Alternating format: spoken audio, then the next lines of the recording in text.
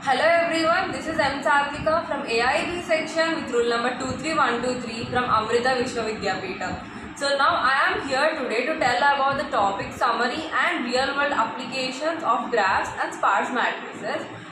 And in that we are going to know more about introduction to graphs and its representation, then introduction to sparse matrices and its representation, then its real world applications. So now let's know more about it.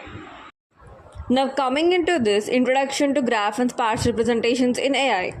So now we will dive into two powerful data representation techniques in AI, that is graph and sparse representations. These methods efficiently handle complex data and large data sets which are crucial in AI applications. Now, introduction to graph representations. Basically, a graph is a nonlinear data structure consisting of nodes and edges.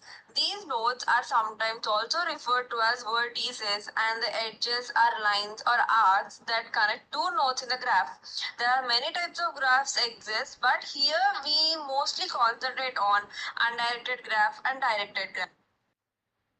Now, looking at the graph on the top, it is an undirected graph. It has no direction between the vertices, but in directed graph there will be directions to the every node. And now this graph represent relationships between entities through nodes and edges. They are highly versatile, modeling things like social networks, knowledge bases, and molecular structures by using graphs. We can analyze connections quickly and identify patterns effectively. Now coming to how graph representation works. Firstly, data identification. It identifies entities and relationships as nodes and edges. Structure creation. It creates connections between nodes. Property assignment. It assigns attributes to nodes and edges. Next, analysis application. It uses graph algorithms to gain insights and detect patterns. Now coming to different types of representations of graphs. So adjacency matrices and adjacency list. In adjacency matrix we can see in the graph that in the two vertices coming to 1 and 0, the 1 is directed towards 0. So according to that we are representing in that box. So when there is a line or a node between 1 and 0, means between two vertices, we are representing it as 1. If there is no, we will represent as 0, which is a blank in that. So in this way, we will be doing adjacency matrices. Its time complexity is order of V square. Coming to adjacency list. So here we can see that in that graph, for one vertex 0, in that 0 is connected to 1 and 2, and then afterwards it's a null. So in that way we will be representing every vertices. This is known as adjacency list, and its time complexity is order of V plus E, which is vertex plus edge. Now we will see one kind of graph representation code, and I use Java here. This Java program, it reads a 3 into 3 matrix from the user. It displays the original matrix, it counts the number of zeros and non-zero elements, and then it determines whether the matrix is a dense or sparse. If the matrix is sparse, it outputs the matrix in a sparse matrix representation. After giving the syntax and all, so firstly here we need to do is that declaring the matrix and variables. So in int sm is equals to int new 3 into 3, it is an original matrix representation. Then next int z equals to 0 and nz is 0. It counts the number of zeros and non-zeros. Here we are declaring a 3 into 3 matrix as sm to store the matrix elements entered by the user. We also declare two variables z and nz to count zeros and to count non-zero elements. Next step is reading a matrix element. This program prompts the user to enter the 3 into 3 matrix. Then we use two nested loops to read each element to the matrix from the user and store it in the SM, which is a sparse matrix. Then displaying the original matrix. This program displays the original matrix is and then prints each element in a 3 into 3 format. The next step is counting zeros and non-zeros. This part of the code counts how many zeros and non-zero elements are present in the matrix. It loops through each element in the matrix. If an element is 0, it increments z, otherwise it increments z, nz. Next is determining if the matrix is dense or sparse. Here we check if there are more non-zero elements nz than zero elements z. If nz is greater than z, the matrix is considered dense and the program outputs the matrix is dense. For instance, if there are 4 non-zero elements and 5 zeros, it would proceed to create a sparse matrix representation. And then next step is creating and displaying sparse matrix representation. If the matrix is sparse, the program creates a sparse matrix representation. The sparse matrix has nz rows, 1 for each non-zero element and 3 columns. So column 0 stores the row index of the non-zero element, column 1 stores the column index of the non-zero element, column 2 stores the value of the non-zero element. The variable k is used to keep track of the current position in the sparse matrix. The next step is printing the sparse matrix representation. Finally, the program displays the sparse matrix with row, column and value information for each non-zero element. Now, we will give an input of some values and it shows the sparse matrix representation as given, as shown. A sparse representation is basically a matrix representation in which zero elements are more than non-zero elements. In that case, it is a sparse matrix. Then next, coming to introduction to sparse representation. Sparse representations are a way of encoding data with a focus on non-zero elements, reducing memory use and computation. This is especially useful in high-dimensional data like text or images. Now, how sparse representation works. Data analysis. It identifies zero and non-zero elements. Encoding. It stores only non-zero elements. Compression. It reduces size by skipping zeros. Next, efficient processing. It focuses computations only on non-zero elements. Now let's see a sparse matrix representations code. So I choose this Java program. It is designed to accept a 3x3 matrix as input from the user and it displays the matrix and determines if it is a dense or sparse. A matrix is considered dense if it has more non-zero elements than 0. If the matrix is sparse, it will be having more zeros than non-zeros. The program will display it in a sparse matrix format. It saves storage by only recording non-zero values along with their positions. Now coming to first step, here we initialize a scanner object sc to read user input. We declare a 3x3 integer array sm to store the elements of the matrix. We also declare 2 counters z for zeros and nz for non-zero elements. Next, prompting the user to input the matrix. The program prompts the user to enter a 3x3 matrix. Using nested for loops, the program reads each element of the 3x3 matrix from user input, storing it in sm.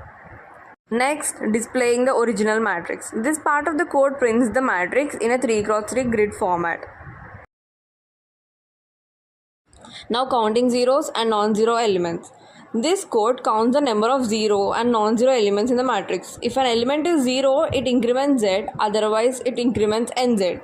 Determining if the matrix is dense or sparse. Here, the program checks if the matrix has more non-zero elements nz than zero elements z. If nz is greater than z, it prints the matrix is dense. Next, the sparse matrix representation only if the matrix is sparse. If the matrix has more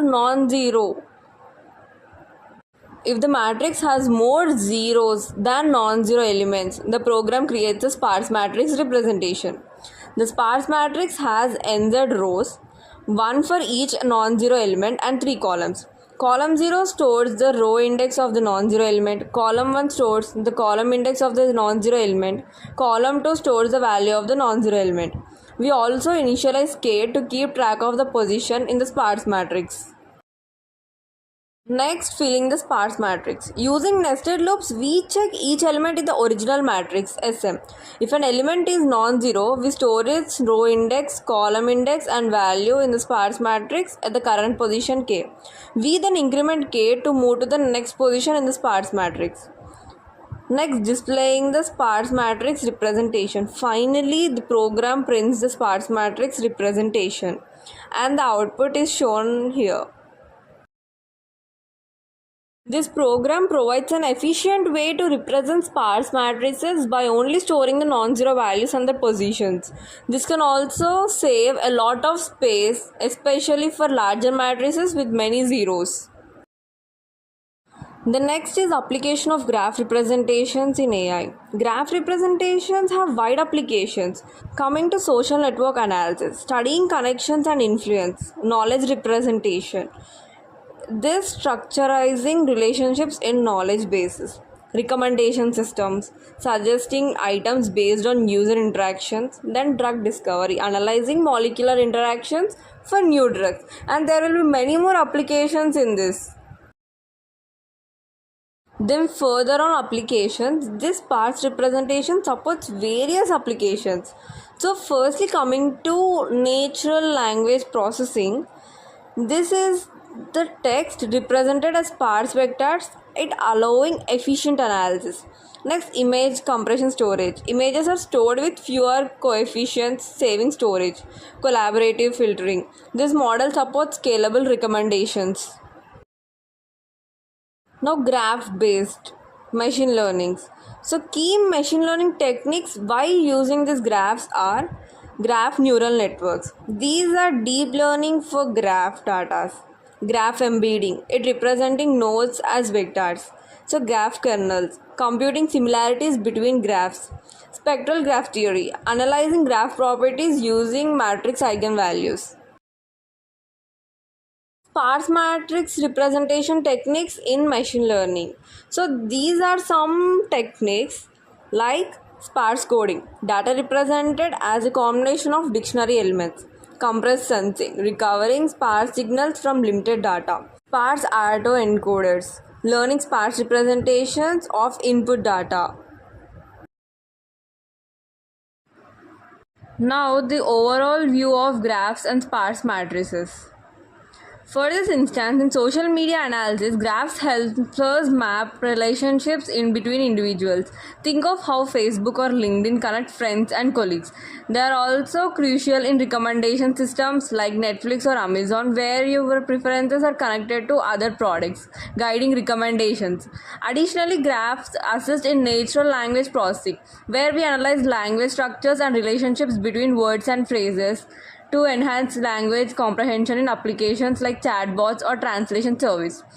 Then the sparse matrices. These are the matrices that contain a large number of zero elements. Think of them as tables where most of the cells are empty, holding only the essential non-zero data. The benefit here is efficiency. By focusing only on non-zero elements, we can save both memory and computation time.